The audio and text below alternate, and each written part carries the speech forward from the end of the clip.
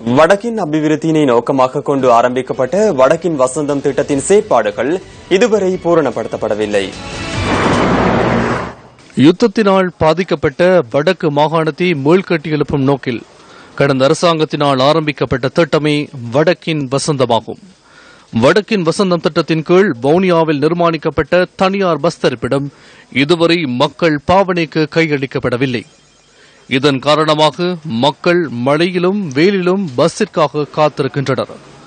பயணிகள், பஸ் நடத்துனர்கள் மற்றும் சாரதிகள் அவசர தேவைகளை நிறைவேற்றிக் கொள்ள முடியாத துர்ப்பாக்கிய நிலை இங்கு காணப்படுகின்றது.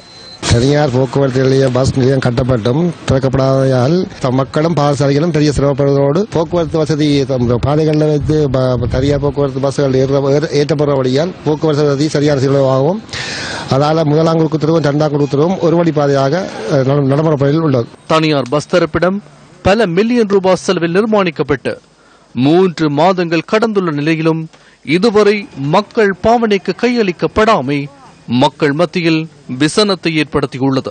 வவுனியா நகர அண்மித்த பகுதியில் அமைக்கப்பட்ட வடக்கின் வசந்தம் மூலமாக ஏற்படுத்தப்பட்ட பாரிய பஸ் நிலையம் ஒன்று பல லட்சம் ரூபாய் செலவழித்து செய்த அந்த பஸ் நிலையத்தை இன்று வரை மக்கள் பயன்பாட்டுக்கு விடவில்லை.